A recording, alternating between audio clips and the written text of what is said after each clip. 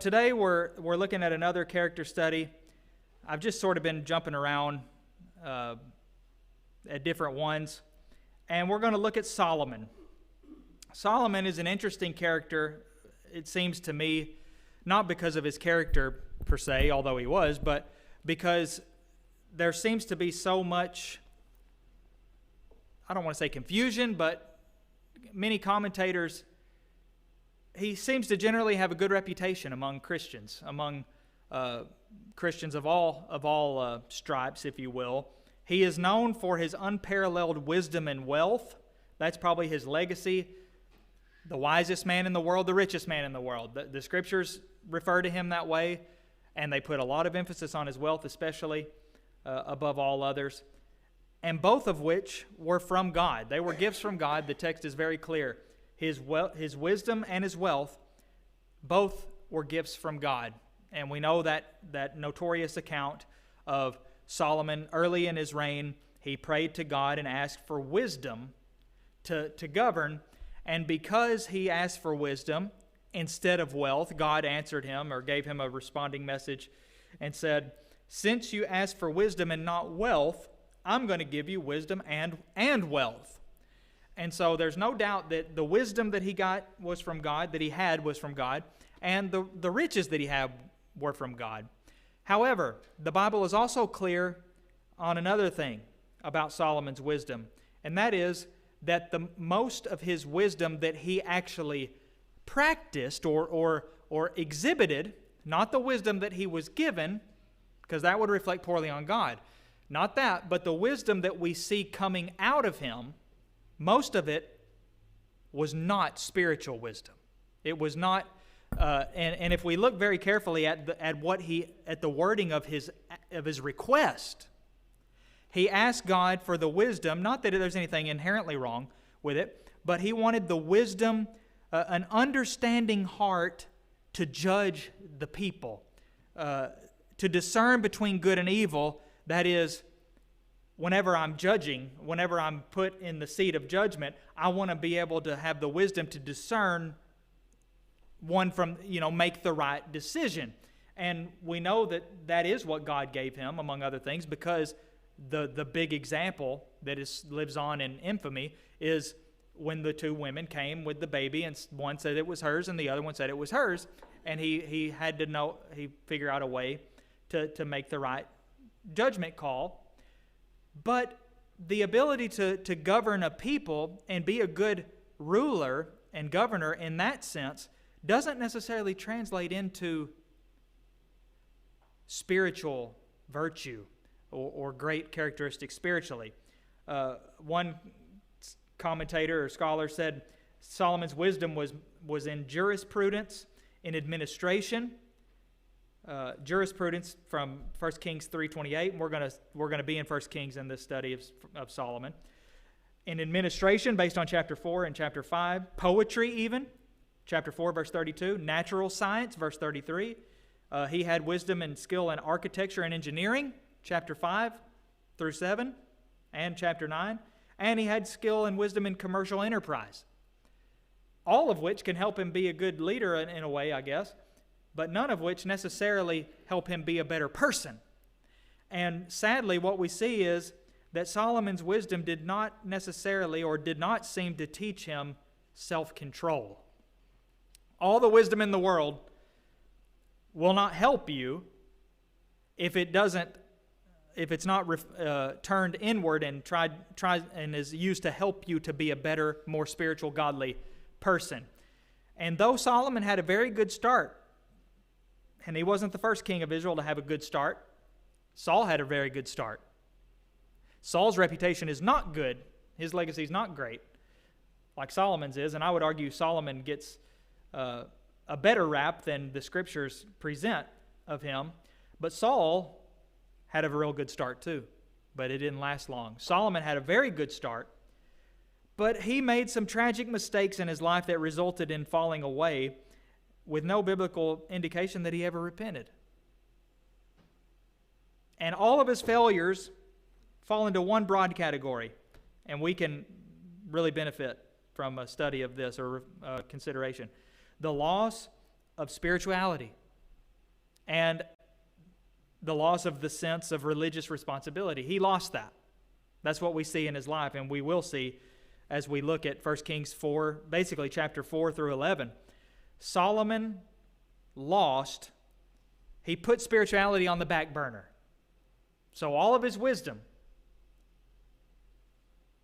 despite having been given from God, and by the way, any wisdom that you and I have also came from God, ultimately, but that doesn't necessarily mean that we are sinless or that we automatically seek first God's kingdom and his righteousness, even if we have wisdom that is given to us from God. So, in looking at Solomon, we'll look at some areas, and there are a couple different ways we can apply this. First of all, we can apply it in the sense of being careful as being in a country where we are blessed to elect our leaders. That is a privilege that we take for granted. Being careful to make sure that the right kinds of people are those that we try to get elected into positions of power, rather than those that may fall into the same kinds of traps that Solomon did.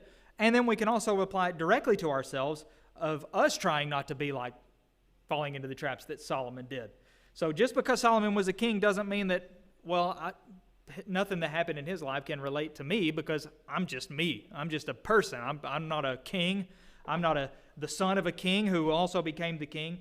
Well, Solomon was a human, first of all, and we can learn from his mistakes just like we can learn from anybody's mistakes. So, yeah, Solomon, I'm getting ahead of myself of the slides a little bit. Solomon's wisdom, based on chapter 3 and following, not the best kind of wisdom for spiritual growth anyway. One of the ways that Solomon, the mistakes he made, were in the realm of financially. He made mistakes and put spirituality on the back burner in terms of financially. And this we see from 1 Kings chapter 4 through 7. We know that Solomon inherited a lot of his father's wealth. David was a war king, and the borders of Solomon's kingdom, depending on the source, I guess, was at least as big as David's borders were, because he inherited what David had done. So David expanded the kingdom. Solomon inherited that. But almost all of Solomon's contributions to the kingdom of Israel, we learn from the text, were material things. Material things.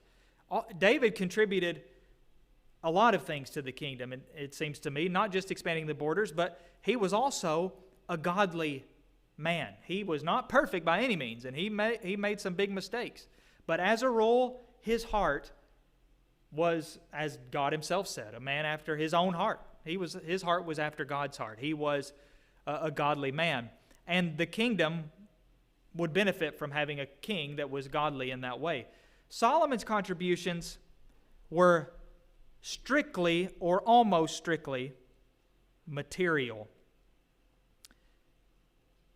And that shows his focus. For instance, he had all kinds of paid government officials, which can't really be put onto him. I mean, can't blame him too much, but absolutely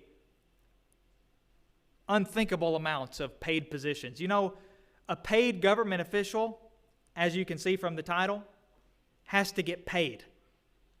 And you probably know this as well as anybody. Governments don't do anything to make money. Not usually. I mean, usually our government doesn't really. They get their money from you. That's where they get their money. So in order for a government official to be paid, they've got to have money to pay them, and in order to have money to pay them, they got to get money from you. It was the same then as well. That money had to come from somewhere. And what we know about Solomon's government was that he had a lot of heavy taxes. It got some great things, but the people had a slightly different view of it whenever it was getting into their pockets. And it was so deep, in fact, that he had people. One of the titles of his officials, his paid officials, one of the positions was called the king's friend. I don't know what the king's friend does. Sounds like a made-up position. To be fair to Solomon, David had one too. So, I mean, what do you put that on your name tag or your business card? I'm the king's friend. That's just the dumbest thing I ever heard. I don't even know what that is. But he got paid to do it. You need somebody called the king's friend that's a paid job? I'll be the king's friend for free. Well, wasn't free. Had to be paid. Also, he had a huge military establishment that he made. He expanded it. They didn't even have war then at that time of his reign. But he increased the military. There were unnecessary tributes from pagan nations, foreign leaders. Even the temple was turned into a materialistic thing, as seen from the way that the Jews eventually viewed it. Even in Jesus' day. And it wasn't even Solomon's temple. It was Herod's temple. Look at this. It's amazing. Isn't this marvelous? Now, to be fair, they may have been doing that because of the sentimental value of it as well. But as a rule, if you remember when Ezra company went back to rebuild it, it slipped my mind now. Whatever the first man's name was, the first return. They went back, and some of them were just distraught because it was nothing like Solomon's temple. Zerubbabel, that's it. Couldn't get Zebulun out of my mind. I knew it wasn't that. Zerubbabel, he went back and they started building the temple. It's nothing like Solomon's temple. Well, since when does God ever care about the look, the physical, aesthetic beauty of his house? He didn't even want the thing in the first place. But Solomon, the temple of God got turned into that. Kaufman said, the materialistic trappings of the Solomonic kingdom exhibited all the extravagant abuses of excessively big government. We're learning about that concept more and more as time goes on in our country.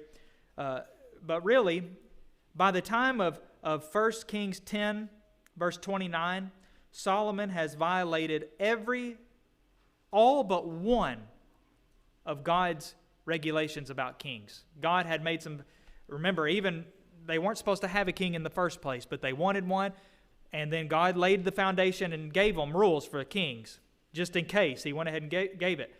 Solomon has, by 1 Kings 10:29, Solomon has violated every one of them but one, which was not to acquire many wives. Didn't see that coming, did you? Because that's the other thing Solomon's known for. But at least by 1 Kings 10:29, that's the only one that he had not violated. One of the others was not to multiply horses for yourselves. Kings were not to multiply horses. Well, guess what? Solomon had 40,000 stalls of horses and 12,000 horsemen. Now, I don't know what was the normal number, but I don't think you can have 40,000 stalls for horses without multiplying horses. And God said, don't do that. That's just one thing. God had foreordained exactly what Solomon was doing as sin, and yet this is what he was doing. What about that wisdom? Surely the wisdom that God gave him would have helped him in that. But we don't see it in his life. He made he was very materialistic financially. He also made some bad decisions politically. 1 Kings 11. We talk about political correctness a lot. One of Solomon's biggest mistakes during his reign was political correctness. I would argue it's almost always going to be a mistake. Not to say that people should be, crude and offensive on purpose, but political correctness, as a rule, it rarely brings anything good. It's usually something restraining yourself from actually being honest or saying something that needs to be said, but you can't say or do. Well, Solomon got into this. Political correctness is not new. It may be new by our standard. It's not new. He allowed the worship of false gods in the nation of Israel, the one God nation. He allowed the worship of false gods.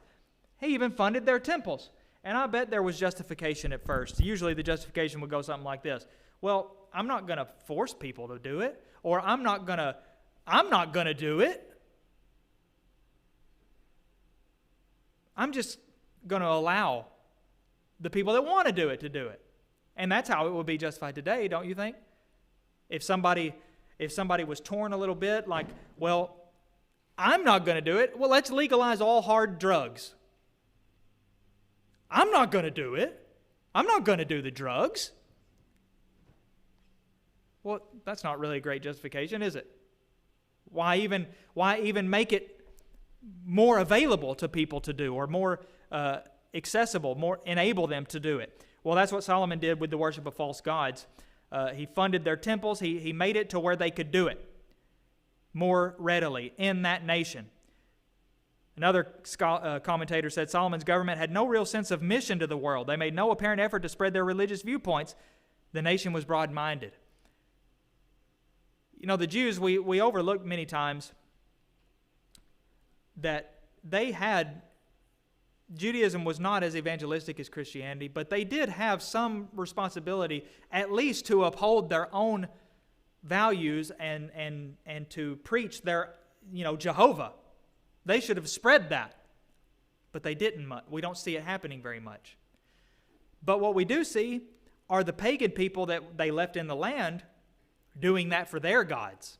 And when we turn to the book of Judges, which is before this, we turn to the book of Judges at the beginning, we see what happens whenever God's people are not spreading the teaching and values of Jehovah, and when the other peoples around are spreading their gods. You know what happens? The people of God end up forsaking Jehovah and going after the pagan gods because they're the ones that have the representatives around them. Well, Solomon's reign, we don't see any overly zealous movements to try to spread the true God or his values and what he's done. Instead, we see him enabling people to worship whatever God they want, including gods that require child sacrifice. Surely, if you're going to draw a line, that's where you want to draw a line. You can worship this God and that God, but you ain't worshiping Molech. I will not allow that. But Solomon allowed worship of these false gods, even paid for their temples to be built. What happened? Got sucked into political correctness. But the greatest mistakes that Solomon made, as it is with all of us, was he made personal bad decisions. They were also political in a sense, but they were also personal. It occurred in his own heart. Just as God had warned, if you remember, about not to multiply wives unto yourselves, not to marry the pagan women, not to give your sons to their daughters, not to give your daughters to their sons, explicitly for this reason, because they will turn your hearts away from me. Guess what Solomon did? Well, you know what he did. Nobody multiplied wives the way he did. According to the text, he had 700 of them. I dare any other person in the world to even try to do that in any time period. Even if the number was figurative, which the text seems to suggest was not the case. The point is, he had lots and lots of wives, not one of which apparently was a Hebrew. They were all foreign wives for political purposes. And what we read, the great tragedy in chapter 11 of 1 Kings, is that they turned away his heart from Jehovah, from God. His pagan wives. The saddest phrase, in my opinion, of Solomon's life is 1 Kings 11, verse 4, when it says, "For it came to pass when Solomon was old." That's the saddest part. This happened when Solomon was old. It's generally understood that Solomon wrote Proverbs when he was younger, and he wrote Ecclesiastes when he was older. That seems to be fairly plausible, But because of that, some people have assumed, based on the way that Ecclesiastes ends, that later in Solomon's life he finally came around to his senses and got it all. He figured it out and finally turned his life around. But as far as the narrative of his life is concerned, we don't see any sign of that. In fact, whenever we do look at Solomon's life in 1 Kings and how he did have God-given wisdom that didn't translate into his life, we could say the same thing about the book of Ecclesiastes. There's his God-given wisdom that he didn't translate into his own life. Because what we do see in the Holy Spirit-inspired narrative is that it was not until he was old that his wives turned his heart away. And now, even if he did justify and say, well, I'm not going to do it, but I'll let everybody else do it, that was over. Now he's doing it. Now he's worshiping the false gods. Two very renowned commentators from a century or a couple centuries ago even said his fall was not complete renunciation of God, but consisted simply in the fact that his heart was no longer thoroughly devoted to the Lord. He didn't utterly get up and tell the people, I'm done with Jehovah. He just started following other gods also. But also doesn't work with God. When you start following other gods also, as far as God's concerned, you've stopped following Him. You shall have no other gods before me in my presence. Not before me as far as you come first. Jehovah comes second and this other God comes first. But you have no other gods at all. Solomon had other gods because his wives turned his heart away from the true God. In the end, he allowed his selfish desires to overpower his dedication to God. God had warned him, but he let his selfish, earthly considerations blind him from what he should have been doing.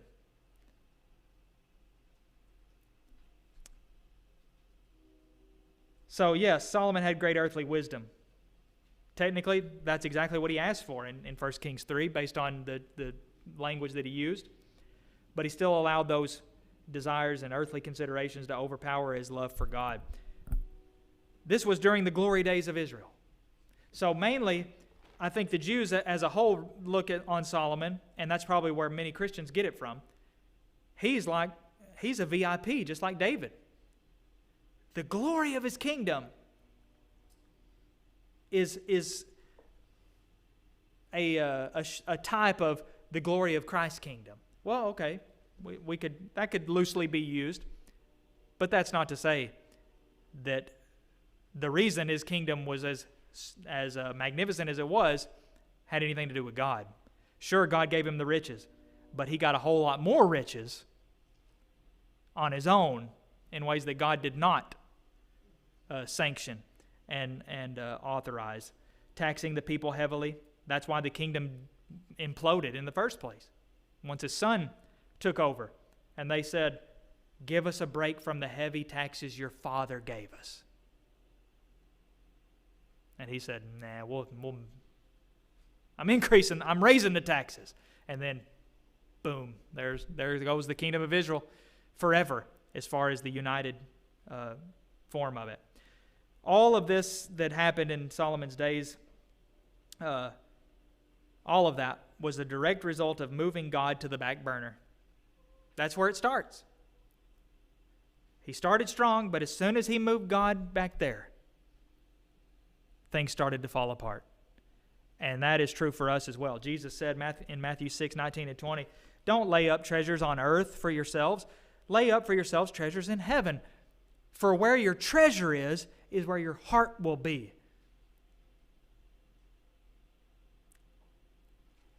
It's very similar to the warnings that God gave in the Old Covenant. Don't marry these women because they will lead your heart away. If your treasure is these pagan women, that's where your heart's going to be, and therefore it won't be with me. Solomon was living proof of that. And that spiritual principle still applies in any way. Wherever your treasure is, whatever you treasure, in your mind and your heart is where your heart will be. That's what you'll go after. So lay up for yourselves the treasures in heaven. Make that your treasure, because that's where your heart will be. Colossians 3:2, Paul said, seek the things that are above. Set your mind, some versions say. Set your mind on things that are above, not on the things that are upon the earth. It's not a matter of I'm going to wake up, I'm still waiting for the day that I'm going to wake up one morning and my mind is going to be set on the things that are above, and I can't help it if it's not. One day, I'm going to keep praying. One day, I'm going to wake up and it's going to be set on it. No. You got to set your mind on it. It's a choice. Solomon could have made that choice, but he set his mind on the things that are on the earth. He's had his treasure on the earth. We can learn from that. First of all, don't put people in power, or don't contribute to putting people in power that are just as materialistic and self-serving as Solomon ended up being in one way or another. And in some cases, even more self-serving. Far more. But primarily, don't fall into that trap. Put God first. Not just when I think about it, in my mental list, God's first. God doesn't check your mental list. That's not the list that God sees. He sees the real list, which is displayed in your life. You make the list with your life. You don't make it in your head. It's just like on many surveys. Some of them are probably not very trustworthy. A lot of them aren't, because people aren't honest. But your life shows. Your life shows what the real priority list is. And God sees that list. Don't make the mistake Solomon did. Don't let, whether it's your wife, your husband, sister or brother, mom, dad, no matter who it is, don't let them lead your heart away from God. But put him first. Do what Solomon said and not what he did when he said, fear God and keep his commandments. Ecclesiastes 12:13. This is the whole of man. It is so tragic. I hope that the narrative just doesn't give us the end of the picture. I hope Solomon did, in fact, repent of being following after false gods. I hope he did. But it doesn't seem that that was the case. It seems that he allowed, even in spite of knowing better, that he made the tragic mistake of not doing better. But we, thankfully, still have time. We know better. We all know better. But are we doing better? Are we setting our mind on the things that are above, or are we setting our minds on the things that are upon the earth? There is no reward to be had in the end for having treasure on the earth. Can't take them with you, and they won't be presented to you after the fact. But if we lay our treasures up in heaven, all of it and more will be ours for all eternity. Seek God, fear God, keep his commandments. That's the whole of man's existence.